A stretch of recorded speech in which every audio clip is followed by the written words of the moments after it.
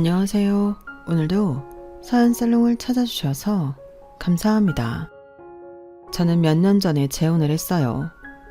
남편과 저는 둘 다 이혼 경력이 있는데 남편한테는 8살짜리 아들이 하나 있고 저는 아이가 없어요.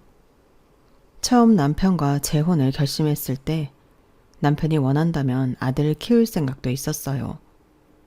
결과적으로는 남편의 전처가 아이는 줄 수 없다고 그래서 무산됐지만요. 그런데 그 아이 때문에 재혼을 후회하게 됐지 뭐예요. 남편의 전처가 아이를 앞세워 자꾸 남편을 불러내더라고요. 그게 어느 정도 상식선이라면 저도 이해하고 넘어가겠지만 일주일에 3, 4일을 불러내니까 저도 더는 못 참겠더라고요. 혹시라도 다른 재혼가정분들로 이런 문제를 고민하지 않을까 해서 사연을 보냅니다. 제 첫 결혼은 시작부터 사기였어요. 막내 이모가 소개한 남자라서 저도 저희 부모님도 상대에 대해 의심을 하지 않았던 게 문제였어요. 자신이 재미교포 사업가라고 소개했던 첫 남편은 선자리에서 만난 지 보름 만에 청혼을 했어요. 정확히 3번째 데이트에서였어요. 미국에 계신 아버님이 건강이 안 좋으셔서 하루빨리 결혼을 해야 할 것 같다면서 자신이 마음에 안 드는 게 아니라면 결혼을 서둘러 줬으면 한다고 하더군요. 원래 성격이 딱 부러지지 못한 저였지만 그렇다고 해도 보름 만에 결혼 결정을 하는 건 좀 섣부른 결정이 아닌가 생각했어요. 그건 저희 부모님도 마찬가지였고요. 그런데 선자리를 주선했던 막내 이모는 오히려 잘 됐다고 엄청 좋아하더라고요. 언니, 이제 고생 끝났어. 화영이가 그 집에 시집만 가면 언니는 아주 논하는 거야. 그 남자 아버지가 미국에서 엄청 부자거든. 발도 넓어서 정계 인맥도 장난 아니래. 오바마 대통령 때 생일 파티에도 초청받아서 갔을 정도로 미국에서 아주 엄청나다니까.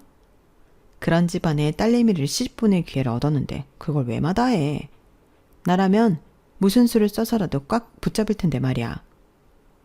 막내 이모 말에 엄마는 입이 떡 벌어졌어요. 아니, 그렇게 대단한 집에서 왜 우리랑 사돈을 맺어?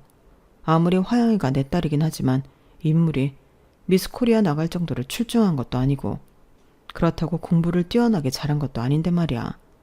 언니도 참 왜긴 왜겠어. 이게 다 운명인 거지. 신데렐라는 알았겠어? 지짝이 왕자님인걸? 여자 팔자 모르는 거야. 그러니까 기회가 왔을 때 확 땡기라고. 이참에 나도 조카 덕 좀 보고 살게.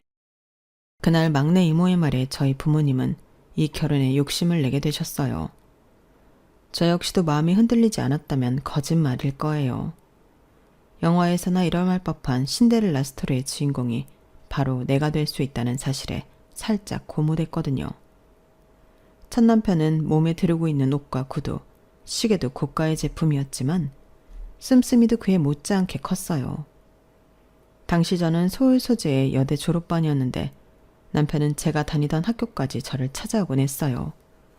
고가의 검은 세단을 타고 말이죠. 그 모습은 같은 과 동기들을 비롯해 교수님들 눈에까지 흥미진진한 눈요깃거리가 되었던가 봐요. 첫 남편이 학교에 들른 다음 날이면 어김없이 동기들이 제게 몰려들어 첫 남편에 대해 묻곤 했어요. 심지어 전공 교수님까지도 제게 그러시더라고요. 취직 대신 취혼을 할 생각이니? 어제 왔던 그 남자랑? 아직 생각 중이에요. 그래, 네 인생이니까 알아서 신중하게 결정하겠지만 그동안 배운 게 헛된 일이 되지 않길 바란다. 결혼했다고 해서 여자가 집안 살림만 하고 사는 시대는 지났으니까. 저를 많이 예뻐해 주셨던 교수님은 적잖이 실망하신 눈치였어요. 여학생들은 잘 가르쳐놔도 결혼하면 끝이라는 말을 애제자인 제가 실현하게 된 셈이니까요. 교수님께는 죄송한 마음뿐이었지만 그래도 그때는 내 인생이 먼저였어요. 저희 집에서는 당장 내일이라도 결혼식을 올릴 분위기였어요.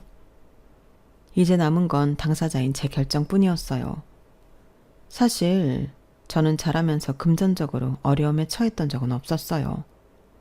아빠가 할아버지께 물려받은 정수기 관련 회사를 운영하시는데 규모가 그리 크지는 않아도 재정이 탄탄한 회사라서 남부러울 거 없이 살 수 있었거든요. 하지만 사업가인 아빠는 재미교포 사업가인 사위의 힘을 빌어 해외 시장 진출을 계획하시는 것 같았어요. 그렇다 보니 보이지 않는 손이 저를 결혼식장으로 인도하는 기분이 들었고 결국 남편의 청혼에 승낙을 해버렸어요. 딱히 남편한테 어떤 확신이 있었던 건 아니었는데 말이에요. 그리고 그건 불행의 시작이었어요. 결혼식은 한국에서 한 번, 그리고 미국에 가서 한 번 더 하기로 했어요. 한국에서의 결혼식은 저희 쪽에서 부담하기로 했고요. 시댁 식구들 없이 저희 집안 사람들과 지인들을 모시고 식을 올렸는데 그렇다고 해도 아빠 지인들이 너무 많아서 식장은 하객들로 가득 찼어요. 당연히 축의금도 엄청 많이 들어왔고요. 재력과 사회를 얻어서 구름 위를 걷는 기분이셨던 아빠는 그 돈을 모두 제게 주셨어요. 시댁에 아무리 돈이 많아도 내 주머니에 든 푼돈이 더 힘이 될 거라면서요. 아빠의 그 말씀은 반은 맞고 반은 틀렸어요.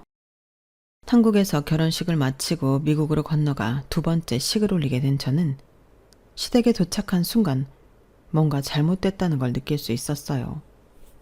막내 이모가 말했던 그 엄청난 자산가의 집이라고 하기에는 너무 작고 평범했거든요.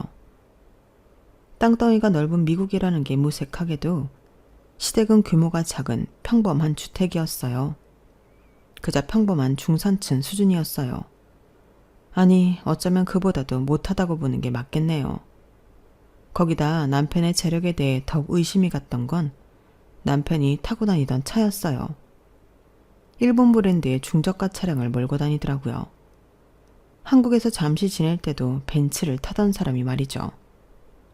뿐만 아니라 시댁 분위기나 시부모님의 차림새만 봐도 사업을 크게 하는 사람이라고 볼 수 없었어요. 처음 며칠간은 시부모님과 시댁 식구들한테 인사를 하고 집안 분위기를 살피느라 현실 자각이 안 됐어요. 그러다 어느 정도 정신이 들면서 제가 사기 결혼을 당했다는 걸 알게 되었어요. 미국에서 하기로 했던 결혼식을 비용 문제를 들어 차일피일 미루던 남편은 뜬금없이 제게 돈을 요구했거든요. 축의금 받은 거 장인어른이 다 주셨잖아. 그 돈 좀 줘봐. 그건 왜요? 설마 결혼식 하는데 그 돈 쓰려는 건 아니죠? 결혼식? 하여간에 한국 여자들이랑 결혼식이 뭐가 그렇게 중요해? 한국에서 한 번 했으면 됐지. 뭘 또 하겠다고 그러냐고. 웨딩드레스 입고 사람들 앞에서 공주놀이 하느라 억대 돈을 쓰는 게 제정신이야? 돈이 썩어 나가? 한 푼이라도 아낄 생각은 않고 돈 쓸 궁리만 하느냐고. 내가 네 허영 받아주느라 한국에서 꼬라박은 돈이 얼만 줄이나 알아? 그러니까 잔말 말고 돈이나 내놔. 그 돈을 왜요? 그건 아빠가 나한테 준 돈이에요. 당신이 관여할 일이 아니라고요. 뭐? 관여할 일이 아니야? 내놓으라면 내놓을 것이지 이게 어디서 말대꾸야. 그날부터 남편의 폭력은 시작됐어요. 태어나서 지금까지 부모님한테도 맞아본 적 없던 저는 남편의 무자비한 폭행에 몸도 정신도 만신창이가 됐어요. 당장 한국으로 돌아가겠다는 저를 남편은 집에 두고 한국에 연락을 못하도록 했어요. 그렇게 몇 달을 집에 갇혀 지내다가 제 비명소리를 들은 이웃 주민의 신고로 저는 남편 집에서 탈출할 수 있었어요. 뒤늦게 저랑 연락이 닿은 아빠는 미국에 사시는 지인을 통해 변호사를 선임해 주셨고 남편은 사기 결혼과 폭력, 감금 등의 이유로 법정에 서게 되었어요. 결국 남편은 실형을 살게 되었고 결혼한 지 몇 달도 안 돼서 저는 이혼녀가 되었어요. 미국에 있을 때는 지옥 같은 남편 집에서 탈출만 할 수 있다면 더 바랄 게 없을 것 같았는데 막상 한국으로 돌아왔어도 다를 게 없었어요. 따가운 주변의 시선이 창살 없는 감옥을 만들었고 저는 그 안에 갇힌 채 은둔 아닌 은둔 생활을 시작했거든요.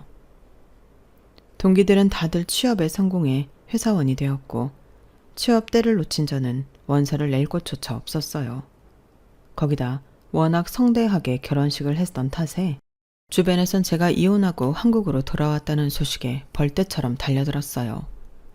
겉으로는 걱정하는 투의 목소리였지만 그 너머에는 호기심과 재미가 가득해 보였어요. 내 인생의 불행이 타인에게는 한낱 유익거리밖에 되지 않는다는 사실에 화도 나고 스스로 주눅들게 만들었어요. 그때까지만 해도 저는 나 혼자 불행하고 나 혼자 피해자라고 생각했어요. 그래서 부모님께 상처가 되는 말을 서슴찮고 내뱉었어요. 내 불행한 결혼이 마치 부모님 탓인 것처럼 말이죠. 그 사실을 알기 전까지는요. 뜬금없이 이사를 간다고? 갑자기 왜? 네 아빠 회사가 정 같지 않아. 미국 진출한다고 투자했던 것을 다 날렸으니 어쩌겠니? 회사 다시 살리려면 당장 돈 되는 건 다 팔아야 할 판이야. 알고 보니 아빠는 미국 진출을 이유로 제 전남편한테 엄청난 금액의 돈을 사기당했더라고요. 비록 재판에서 이기기는 했지만 돌려받은 돈은 거의 없었어요. 한 번의 결혼으로 저도 그렇고 저희 부모님도 그렇고 잃은 게 너무도 많았어요. 할아버지 때부터 살던 평창동 저택을 팔고 땅과 주식, 그 밖에 돈 될 것들을 모조리 정리한 뒤에야 아빠 회사는 다시 자리를 잡을 수 있었어요. 연남동으로 이사를 하고 얼마 뒤 저는 바리스타 학원에 등록했어요. 언제까지고 방구석에 처박혀 인생을 허비할 수는 없었거든요.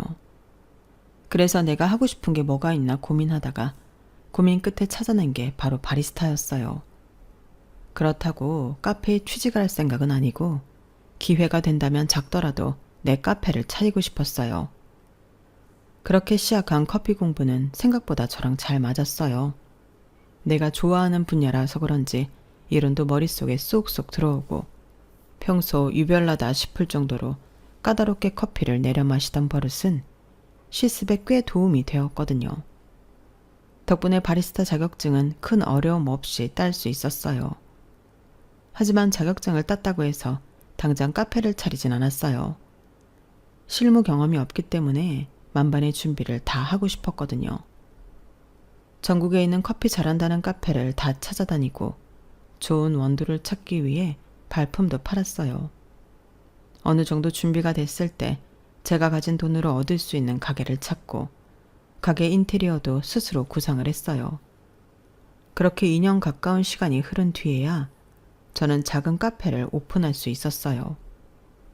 극악무도한 남편의 매질에도 굴복하지 않고 끝까지 지켰던 축의금에 엄마가 보태주신 돈을 합해서 차린 카페였어요. 테이블도 몇 개 없고 커피 종류도 그리 다양하지 않지만 그래서 느긋하게 내 시간을 보낼 수 있는 아늑한 공간으로 완성됐어요. 큰 돈을 벌고 싶어서 차린 카페가 아니라 누구든 잠깐 들러서 차 한 잔에 쿠키랑 머핀을 먹으면서 쉬다 갈 수 있는 그런 공간을 만들고 싶었거든요. 어쩌면 제가 머물고 싶은 공간을 만들고 싶었던 건지도 모르겠네요. 상점가와 주택가가 만나는 지점에 위치하기 때문에 주 고객은 동네 주민이었어요. 여왕견을 데리고 산책을 하다가 들러서 느긋하게 커피 한 잔을 마시고 가는 손님부터 근처 식당에서 점심을 먹고 지나가다가 커피를 테이크아웃 해가는 직장인들, 그리고 퇴근 후 7시쯤 편안한 차림으로 와서 커피를 마시며 책을 읽다 가는 손님까지 다양한 사람들이 제 카페를 찾아주었어요. 그리고 그 중에는 현재 제 남편도 있었어요. 남편은 거의 매일 제 카페를 찾아왔는데 퇴근 후 편안한 차림으로 와서 카페 룽고를 시켰어요. 그리고는 1시간가량 책을 읽다가 가는데 그 모습이 무척 인상적이었어요. 손님이 많지 않은 조용한 카페라서 남편의 독서를 방해할 일은 없었지만 그래도 변수라는 게 있잖아요. 하루는 젊은 엄마 둘이서 애를 데리고 카페에 왔는데 엄마들이 수다를 떠는 동안 아이들이 카페 안을 놀이터처럼 휘젓고 다니더라고요. 인테리어 소품으로 놓아둔 미니어처 자동차도 꺼내서 바닥에 굴리고 벽에 붙여놓은 오래된 엽서도 뜯어서 내던져 놨더라고요. 참다 못해 엄마들한테 가서 아이들한테 주의를 좀 주라고 말을 했지만 그때뿐이었어요. 아이들이 뛰어놀다가 남편이 앉아있던 테이블을 쳤고 그 바람에 커피잔이 흔들리면서 책에 엎질러졌거든요. 그제야 엄마들은 서둘러 짐을 챙겨 카페를 나갔어요. 남편한테 사과를 하는 둥 마는 둥 하고 말이죠. 책을 엉망으로 만들었으니 변상을 하는 게 당연한데도 딸랑 말 한마디를 끝으로 도망치듯 나가는 모습에 화가 났어요. 그래서 그 엄마들을 부르며 따라 나서려는데 남편이 저를 말리더라고요. 그러지 않으셔도 돼요. 괜히 싸움만 날 겁니다. 아니 그래도 이러고 그냥 가면 안 되죠. 책이 엉망이 됐는데. 그런 거를 신경 쓸 사람들이었다면 애초에 아이들을 카페에서 뛰어다니게 두지 않았을 겁니다. 괜히 상대했다간 맘카페니 뭐니 카페를 비방하는 글이나 올릴걸요. 책은 이미 다 읽은 책이라서 괜찮아요. 너무 신경 쓰지 마세요. 아무리 그렇게 말을 한다지만 점주 입장에서 신경 쓰지 않을 수가 없었어요. 몇 안 되는 우리 집 단골 손님이라서 더더욱 그랬어요. 그래도 그냥은 못 넘어가겠어요. 아이들 엄마는 가버렸으니 어쩔 수 없다 쳐도 일단 손님께서 피해당한 사실엔 변함이 없으니까요. 가게 주인으로서 책임도 있으니까 제가 대신 변상하겠습니다. 그러자 남편은 잠시 생각에 잠기더니 살짝 미소를 지으며 그러더라고요. 그럼 저랑 와인 한잔 하실래요? 거래처에서 꽤 좋은 와인을 선물 받았는데 같이 마실 사람이 없어서요. 아, 혹시 술 안 드시면? 아니에요. 술 잘 마셔요. 그렇다고 자주 마시는 건 아니지만요. 저도 와인 좋아해요. 그렇게 그날 급성사된 약속으로 우리는 카페 영업 후 불 꺼진 카페에서 둘만의 술자리를 가졌어요. 제가 마감을 하는 동안 남편이 집에 가서 와인과 와인잔, 간단한 안주를 가져왔거든요. 남편이 저희 카페에서 도보로 5분 거리에 살고 있어서 가능한 일이었어요. 반년 넘게 거의 매일 저희 카페를 찾아준 단골 손님이었지만 그날처럼 길게 얘기를 해본 건 처음이었어요. 그날 저는 남편이 저희 카페에 단골이 된 이유를 들을 수 있었어요. 불 꺼진 집에 혼자 있고 싶지 않았어요. 이혼한 지 2년이 넘었는데도 적막한 집에 혼자 있는 게 익숙해지지 않네요. 당시 남편은 아내와 이혼하고 혼자 살고 있었는데 둘 사이에는 아들이 하나 있다고 했어요. 친권은 자신한테 있지만 양육권은 아내한테 있어서 아내가 허락하는 때에만 아들을 만날 수 있다고 하더군요. 왜 이혼을 했는지 말해주지 않았지만 저 역시도 묻지 않았어요. 그때만 해도 우리가 그런 세세한 것까지 묻고 답할 사이는 아니었으니까요. 남편은 졸업 후 유명 건설사에 있다가 대학 동기와 함께 건축 설계 사무소를 차렸는데 몇 년 전에 동기가 독립을 한 뒤로 현재는 혼자 사무소를 꾸려나가고 있다고 했어요. 지금은 일도 많이 줄였지만 초창기만 해도 빨리 회사를 키워야 한다는 생각에 들어오는 일을 족족 다 받아 했어요. 일에 미쳐 사는 동안 돈은 많이 모였지만 아내를 많이 외롭게 만들었어요. 아내가 출산을 할 때도 난 현장에 있었으니까요. 그땐 빨리 자리를 잡아서 아내와 아들이 걱정 없이 살 수 있게 하는 것만이 가장의 의무라고 생각했어요. 그러다 몇 년 전 아내한테 이혼하자는 말을 듣고서야 정신이 번쩍 들더라고요. 반박을 할 수 없었어요. 저라도 나 같은 남편이랑은 살기 싫었을 테니까요. 결혼 후 일도 줄이고 전과 달리 여유 있는 생활을 하려고 노력하고 있었지만 텅 빈 집에 혼자 있는 시간을 견디기 힘들었다더군요. 그래서 퇴근 후 저희 카페에 앉아 책을 읽으며 외로움을 달래곤 했었대요. 막연히 남편을 볼 때면 참 여유 있게 사는 멋진 사람이구나 생각했었는데 이런 아픔이 있는 줄은 몰랐어요. 그래서 채플린이 삶은 멀리서 보면 희극, 가까이서 보면 비극이라고 했나 봐요. 사실 꼭 이 카페일 이유는 없었어요. 내가 사는 오피스텔 1층에도 카페는 있거든요.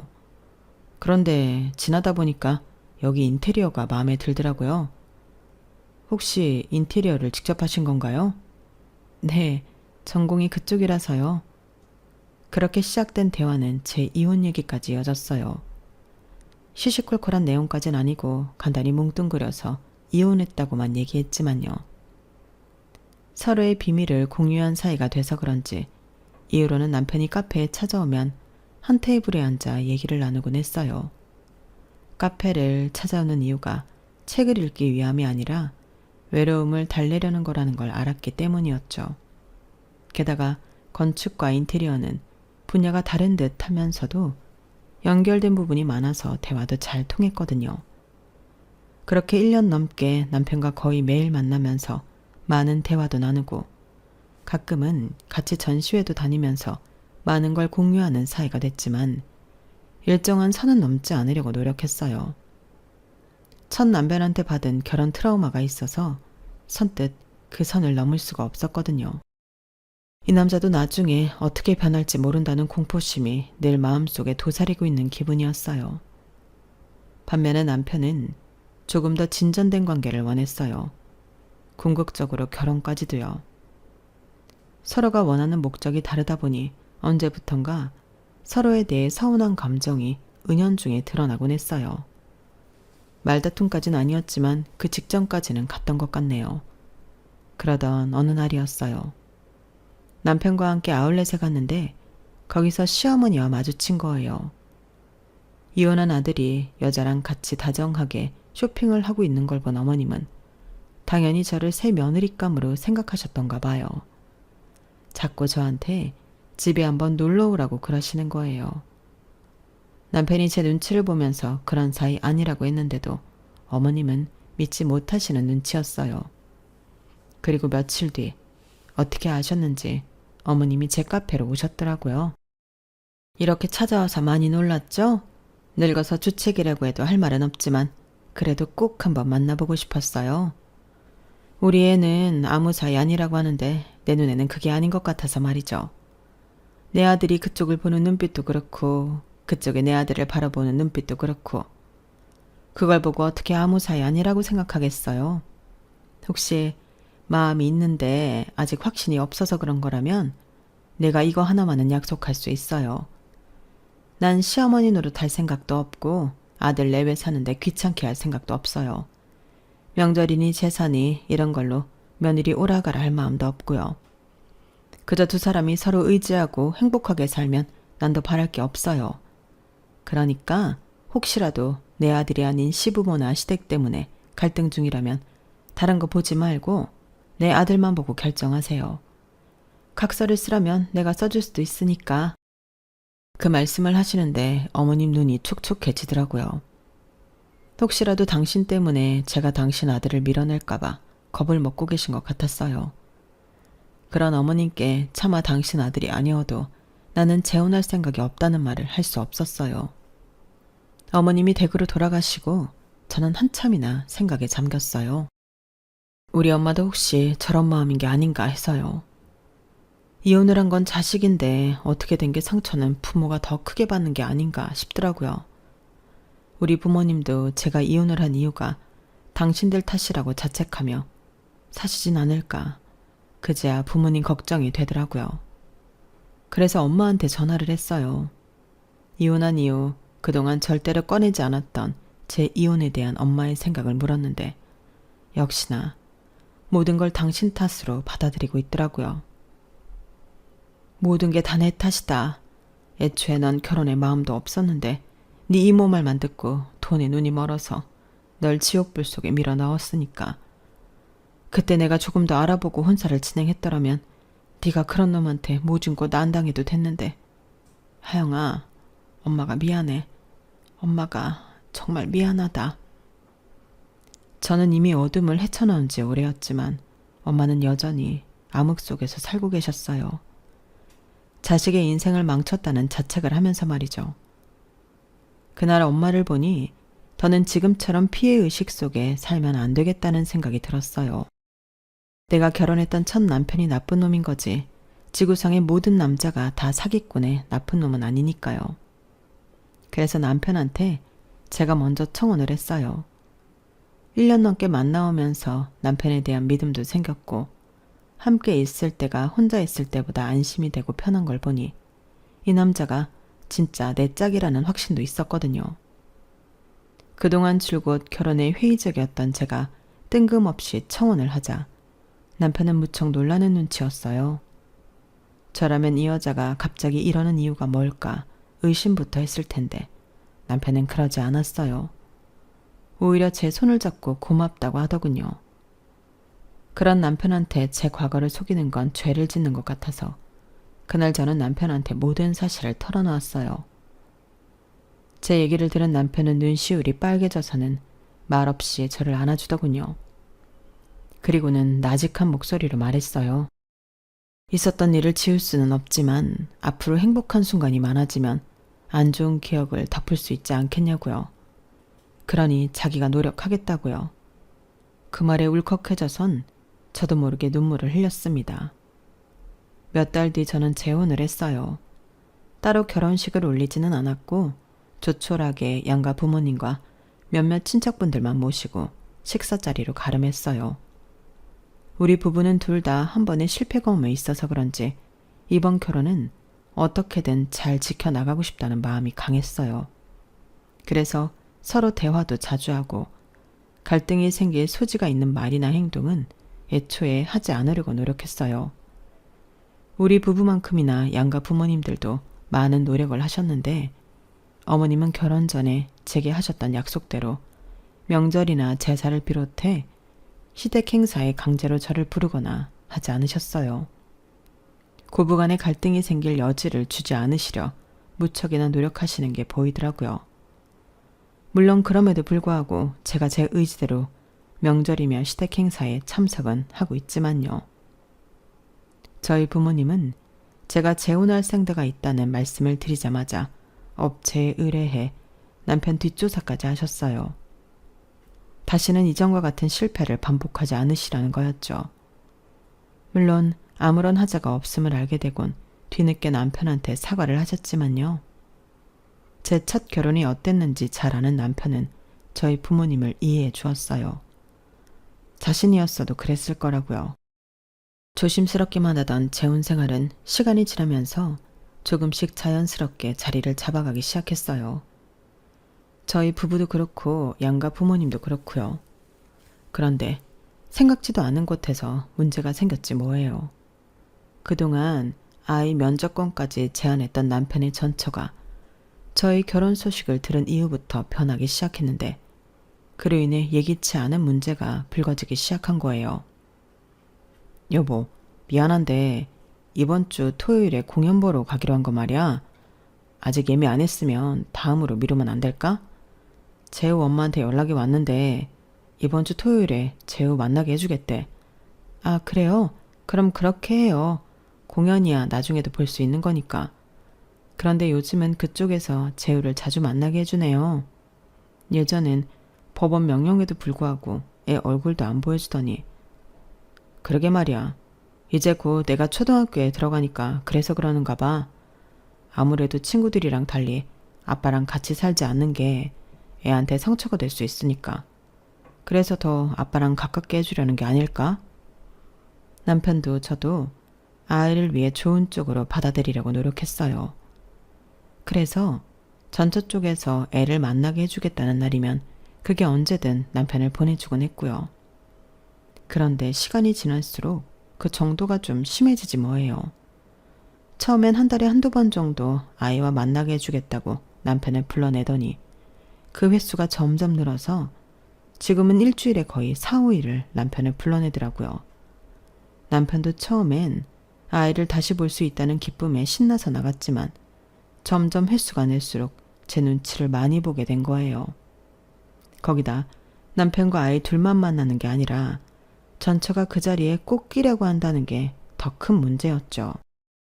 그럼 이번에도 왜 엄마까지 왔다는 거야? 하루 종일 놀이동산에서 세 사람이 같이 다닌 거냐고. 그 사람 말로는 재우가 엄마도 같이 가자고 하도 졸라서 나왔다고 하더라고. 당신이 들어서 기분 좋을 소린 아니지만 그래도 속이고 싶지 않아서 말하는 거야. 안 그래도 그 사람한테 앞으로는 애만 보내라고 얘기해놨어. 그러니까 너무 걱정하지 마. 남편은 혹시라도 제가 오해를 하는 일이 생길까봐 제게 털어놓기 힘든 얘기도 솔직하게 다 해줬어요.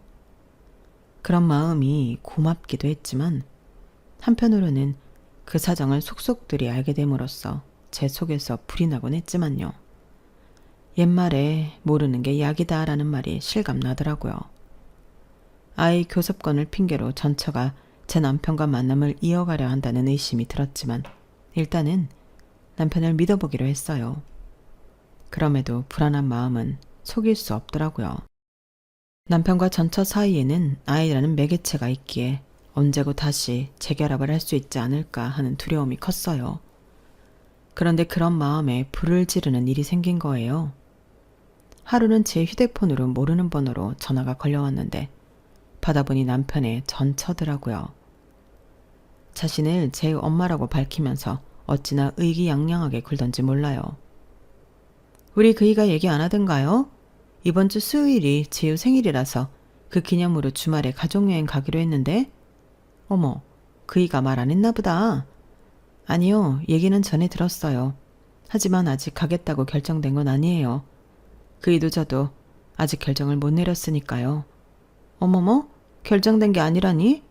그리고 그쪽이 왜 우리 집 일에 결정을 하니마니 오지랖이에요? 웃기네 정말. 그럼 당신이 허락 안 하면 애 생일인데 애 아빠가 가족여행도 같이 못 간다는 거예요? 이보세요. 당신이 뭔데? 무슨 권리로 부자재간을 갈라놓으려고 그러냐고.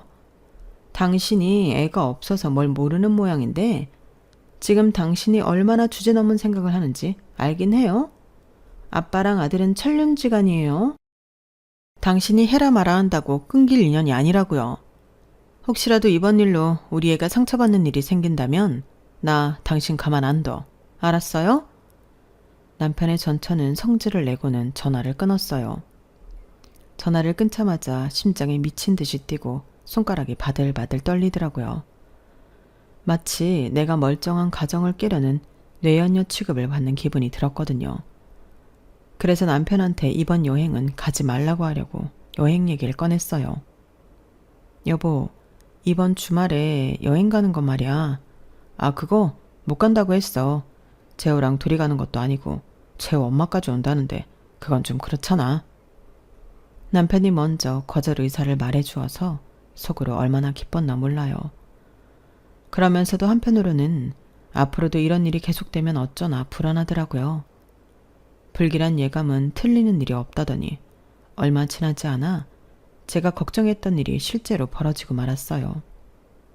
이번에는 전처가 애 여름 방학 때 마카오로 3박 4일 가족여행을 떠나자고 한 거예요. 말로는 학교에서 다른 애들은 아빠 엄마랑 여행을 다녀온 얘기를 했는데 재우만 그런 경험이 없어서 아무 말도 못했다가 애들한테 놀림을 받았다더군요. 그러면서 애가 얼마나 상처를 받았는지 집에 와서 펑펑 울더라고. 그러니 이번 여행은 꼭 가자고요. 지난번과 달리 이번엔 남편도 약간 흔들리는 눈치였어요. 아이가 친구들 앞에서 아빠의 부재로 인해 놀림을 받았다고 하는데 왜 안 그렇겠어요?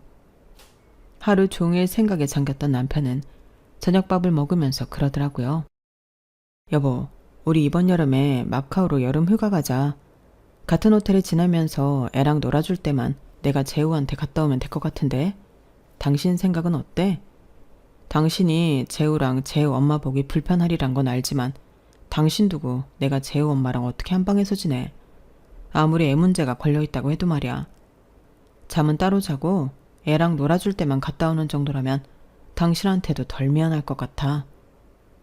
남편은 마치 자신이 죽을 죄를 지은 죄인처럼 제 앞에서 고개를 숙였어요. 그런 남편을 보니 속이 상하면서도 불쌍하다는 생각이 들었어요. 전처 전화를 받고 하루 종일 얼마나 고민을 했을지 그 노고를 충분히 알고도 남겠더라고요. 그래서 그러자고 했어요. 그래, 마카오 가자. 난 5성급 호텔에서 호캉스 즐기고 있을 테니까 내 걱정 말고 당신은 가서 재우랑 놀아주고 와. 어차피 할 일이라면 남편 가슴에 얹혀진 돌을 덜어주고 싶어서 흔쾌히 승낙을 해주었어요. 그런데 다음날 또다시 전처가 전화를 했더라고요. 당신 미쳤어? 거기가 어디라고 남의 가족여행에 따라온다는 거야. 주제넘게 자꾸 이럴래? 누가 주제넘어요? 어머니 내 남편의 아내는 난데 내 남편이 이혼한 전처랑 한 방에서 지내는 걸 왜 허락해줘야 하죠? 애 생각해서 마카오까지 가줄 수는 있어요. 하지만 거기까지라고요. 그러니까 그쪽이야말로 선 넘지 마세요. 그런데 혹시 그쪽 내 남편한테 아직 마음 있는 거 아니에요? 왜 이렇게 매번 질척대요? 그러자 전처는 뜨끔했는지 씩씩대다가 그러더군요. 야, 너 뭔가 착각하는 모양인데 그 사람 온전히 네 거 아니야. 그 사람 아직 내 손 안에 있다고. 내 거란 말이야. 내 말 한마디면 지금도 당장 나한테 달려올걸? 넌 개뿔도 아니라고. 꼴에 안 해? 야, 꿀값 떨지 마. 내가 마음만 먹으면 재호 아빠 다시 그 집으로 안 보낼 수도 있으니까. 알았어? 고래고래 소리를 지르는 걸 보니 전처가 심적으로 흔들리고 있다는 걸 알 수 있었어요. 그래서 더 이상하더라고요. 딱히 제 남편한테 마음이 있는 거 아닌 것 같은데 어떻게든 자기 소나기에 넣으려고 하는 것 같아서 뭔가 찜찜했어요. 그 이유가 뭔지 궁금했거든요. 그래서 전에 저희 부모님이 제 남편 뒷조사를 했던 업체에 연락해 전처 뒷조사를 부탁했어요. 조사를 맡기고 2달쯤 지나 조사 결과가 나왔는데 그 내용이 너무 어이가 없더라고요. 그 결과가 확실한지 알기 위해서는 제가 해야 할 일이 있었어요. 그건 바로 재호를 직접 만나보는 거였어요. 그래서 마카오 여행길에 남편한테 부탁을 했어요. 애한테는 내 정체를 비밀로 하더라도 내가 직접 재호를 만나보고 싶다고요. 그러자 남편은 흔쾌히 허락을 해주었고 남편의 도움으로 저는 재호를 만나볼 수 있었어요. 여행에서 돌아오고 열흘쯤 지나 저희 집으로 우편으로 서류 한 장이 도착했어요. 남편과 제가 애타게 기다렸던 거였어요. 바로 친자 확인 검사 결과지였거든요. 업체에 남편의 전처 뒷조사를 의뢰했을 때 거기서 그러더라고요. 아이 아빠가 제 남편이 아닌 것 같다고요. 남편 일이 바빠서 공사 현장을 돌고 있을 때 전처는 여러 명의 남자를 만나고 있었는데 그 중에는 남편의 동업자이자 대학 동기도 있었다더군요. 불행하게도 남편의 동기가 가장 유력한 애아빠라고 했어요. 덧붙여 최근에 전처가 남편한테 달라붙은 건 혹시라도 제가 남편과 사이에서 아이라도 낳으면 친자도 아닌 자기 아들이 유산을 물려받지 못하게 될까봐 그걸 두려워하는 것 같다고 했어요. 업체의 조사 결과를 듣고 남편한테 모든 사실을 털어놓을 수는 없었어요. 그래서 여행지에서 제가 직접 재호를 만나 머리카락을 채취할 수밖에 없었죠. 남편한테는 한국에 돌아온 뒤에야 사실을 털어놓았는데 남편도 어느 정도 의심을 했던 모양이더라고요. 아이가 자신과 닮은 구석이 하나도 없는데 아이한테서 얼핏 자기 친구 얼굴이 보여서 기분이 묘했던 순간이 한두 번이 아니었다고요. 남편의 동의를 받아 제가 채취한 아이 모발과 남편의 모발로 검사를 의뢰할 수 있었어요. 그 결과 남편과 아이는 친자가 아니라는 결과가 나왔어요. 그런 사실도 모르고 전처는 또다시 남편한테 연락해 애 핑계를 대며 글램핑을 가자고 그러더군요. 이번엔 가평으로 1박 2일로 가자고요. 그 말에 남편은 그동안 참았던 분노를 폭발했어요. 그런 거는 애아빠한테 가자고 해야 하는 거 아니야? 어머, 당신 뭐래? 당신이 재호 아빠인데 나보고 누구한테 말을 하라는 거야? 내가 재호 아빠야? 내가? 야, 너 언제까지 거짓말할래? 내가 재호 아빠인데 왜 네가 승철이한테 애 양육비를 받아? 양쪽에서 돈 뜯어내니까 좋았냐? 친구 사이 갈라놓고 넌 돈만 챙기면 다냐고. 아니다. 승철이 그 자식도 똑같은 놈이니까. 아무튼 이제 네 거짓말에 속아주는 일 없으니까 다시는 전화하지 마. 그리고 이혼할 때 애 핑계로 받아간 차랑 내 집, 지금까지 나한테 뜯어간 양육비, 그 밖에 각종 비용들 좋은 말 할 때 다 토해내. 조만간 변호사 통해 소장 날려줄 테니까 개수작 부릴 생각 말라고. 남편의 경고에도 불구하고 전처는 집과 그동안 받아간 돈을 반환하지 않았고 결국 법정 다툼으로 이어지게 됐어요. 아직 재판이 끝나지 않아서 판결이 나지 않았지만 전처가 이길 일은 하늘이 두 쪽이나도 없다고 하더군요. 남편의 전처는 이번 일로 인해 남편 동기의 아내한테도 상간녀 위자료 청구 소송이 걸려 있어서 아주 죽을 맛이라고 하네요. 그래도 어쩌겠어요. 다 자신이 벌인 짓에 대한 결과인걸요. 스스로 책임지고 살아야죠. 전처의 고난과 달리 저희 집에는 좋은 소식이 하나 있어요. 제가 임신을 했거든요. 날수를 헤아려 보니까 마카오에 갔을 때 아이가 생긴 것 같더라고요. 그러니 이걸 전처 덕분이라고 해야 할까요?